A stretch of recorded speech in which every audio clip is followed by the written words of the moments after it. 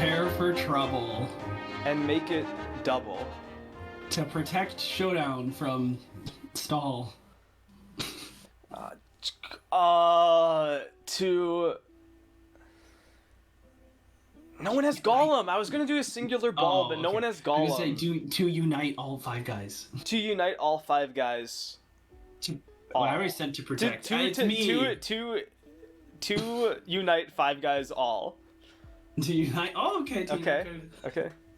Robbie, captain of the House of Commons. Charlie, captain of the Toxboxers. And we are your...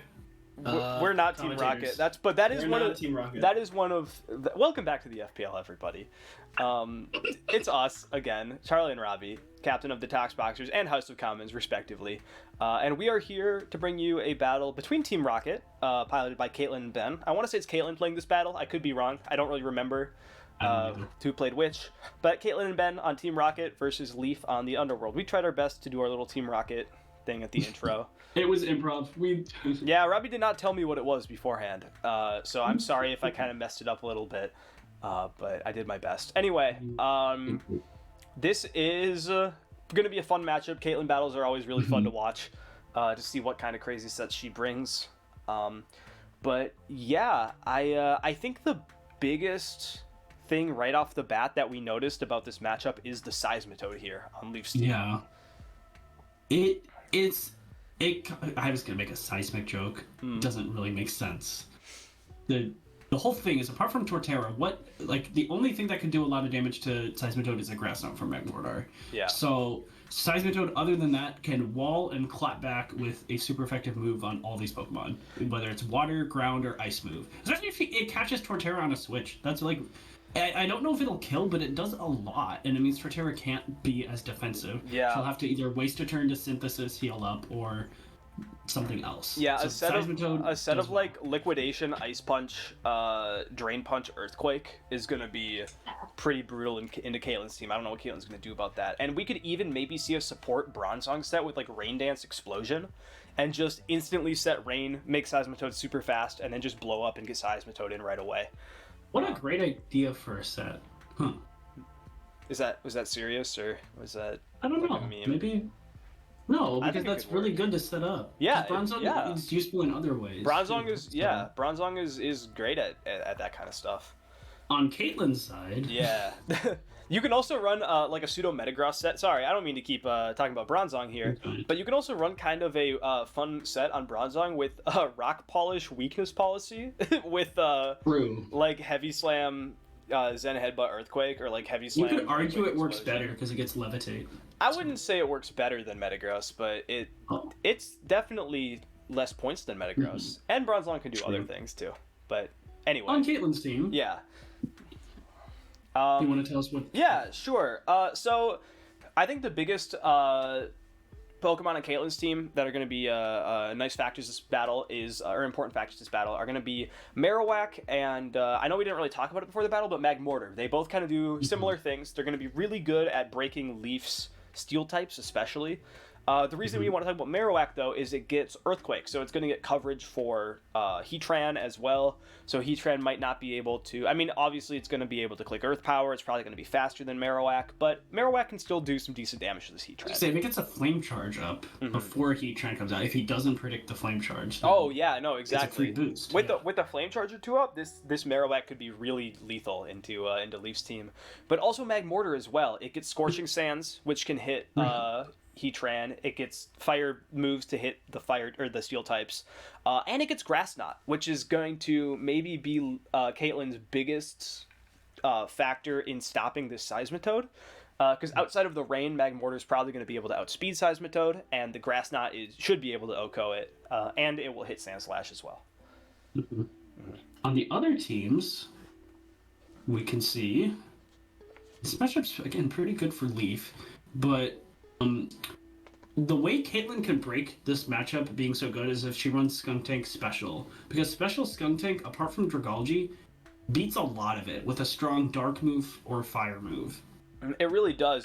That's really it. Like, Yeah. it just does well because that gets past COFAGRIGUS's strong defenses. The Lysopod will either be forced to eat its berry early or just be forced to switch. Yep. So And it resists Sucker Punch from Bisharp too. Yeah, So. that Dark Pulse is going to hit Espeon, Flamethrower is going to hit Bisharp, and I think Skuntank, I could be wrong about this, I might be thinking of a different Pokemon, but I think it gets Earthquake to hit Dragalge. I could be wrong about that though. I'm not 100% I don't think sure. So. Drapion gets Earthquake. I might be thinking of a different Pokemon that I've been looking into for next season, but I don't want to reveal that quite yet. But anyway, yeah, that special Skuntank is probably going to be a pretty nice factor on Caitlin's team, and let's see if it does some work.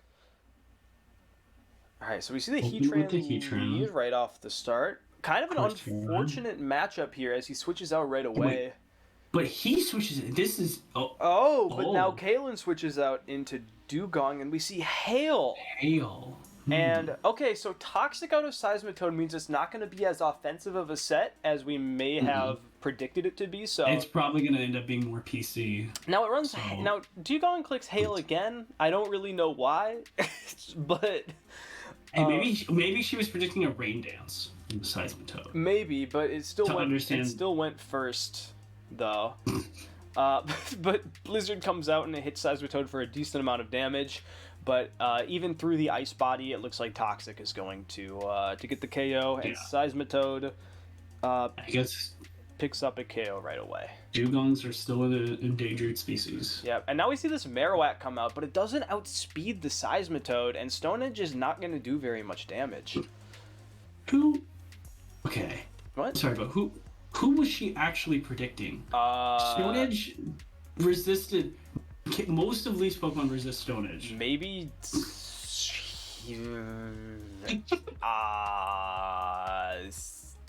Dude, I couldn't tell you. Maybe Venusaur, but at that point... what's Leaf doing here?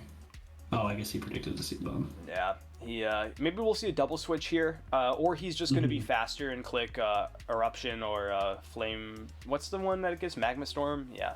Yeah. But we see the switch onto Rhyperior, which was a good switch, but Venusaur comes out, and now that might get punished, as Caitlin just goes right back into Drifblim.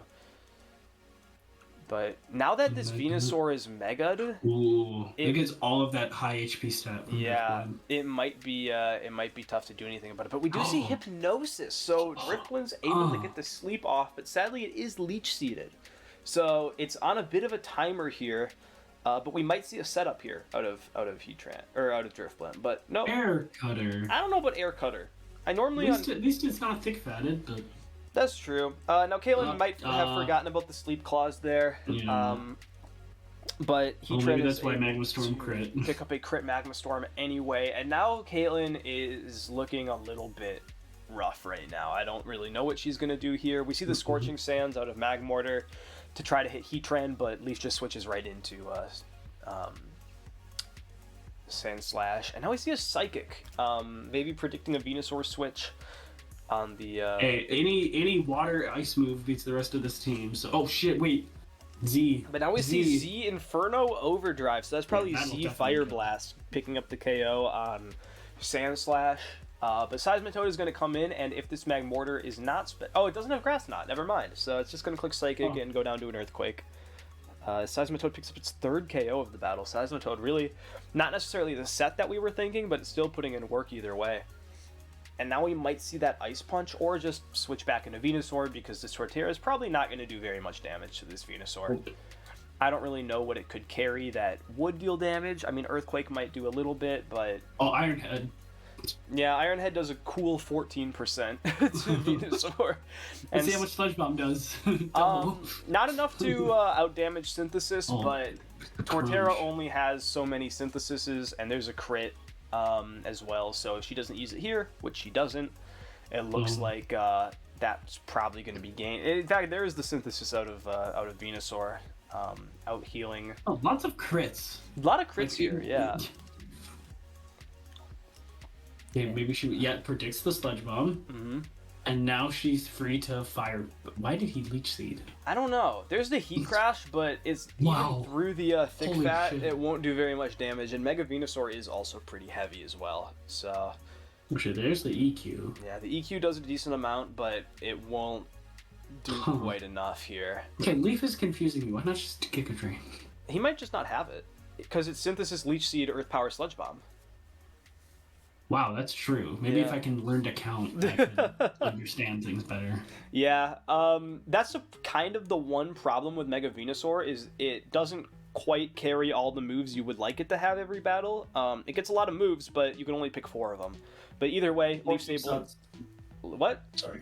No, it's called like 4 move slots. Yes. Yep. It's usually used with like Lucario, where you get like a lot of coverage, but you only get 4 moves. Yep. But he's able to utilize it about as well as he possibly could have, and is able to pick up a quick 5-0 right off the bat, and a nice win to gain some momentum. So let's see how they do in Battle 2. Sorry, I coughed there. Oh, you're good. Because So here's that special Skuntank we were talking COFAGRIGUS. about. Oh, I see. Here's that special Skuntank we were talking about, and right off the bat, it's able to punish the COFAGRIGUS for staying in, and it's able to hit a massive Dark Pulse on it. Now, we'll have to switch out here. Or, No, it doesn't. Or just click Shadow Ball. She's going for that special defense drop. And then there's the Focus Blast, but it doesn't do very much, and now it switches out.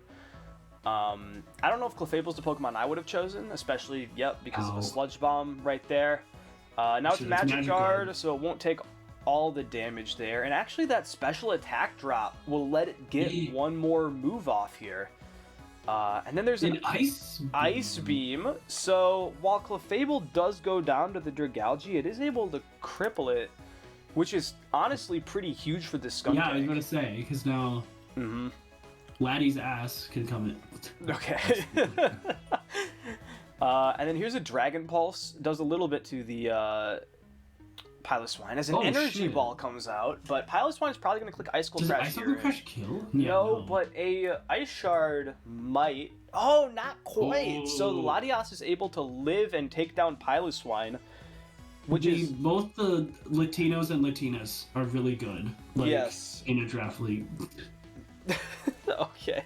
I'm just gonna keep using the wrong name. Yes. But Bisharp's able to come out with a Sucker Punch and KO.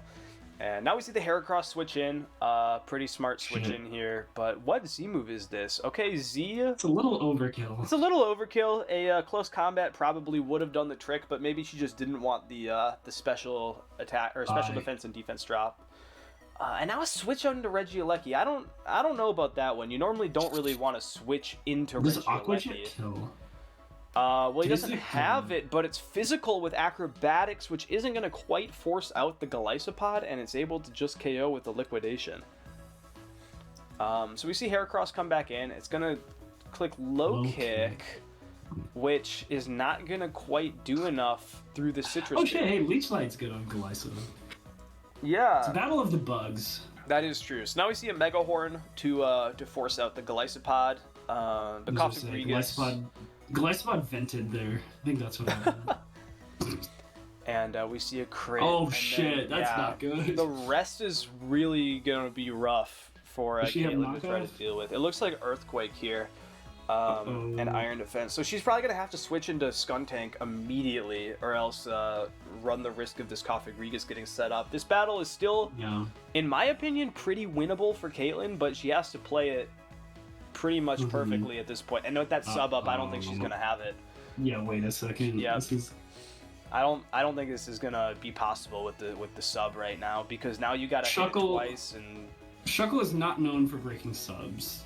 No, it is not. It is most effective when your opponent decidedly doesn't have a sub. It is one of the best Pokemon to sub against. Yes. Now, the Skuntank does come out, but this Body Press is going to kill it, and it looks like that's going to be the end of the battle. So, Caitlyn doesn't quite get the Skuntank out in time, and COFAGRIGUS is able to set up and just run through the rest of this team. But well played by Leaf, able to get a 5-0, and then what it looks like it's going to be a 4-0. And, yeah. Sometimes that's the way to crumble cookies. So... That's you ever had crumble before? Actually, I'm not going to lie, they're good. So, My sister always gets like the weekly flavors or whatever, and I didn't know they're they had weekly flavors. yeah, they have new flavors like every week. Some of them are pretty good. I normally like about half of them every week. Interesting. But, yeah. But either way, I hope you guys enjoyed this video. Remember to subscribe if you want to see our content. Like the video if you like our commentary, not the battles, of course. Our commentary is the best part. Yes. And comment, cookie surprise, if you made it this far. Okay. Well, Thanks for watching. See you next time. Cool.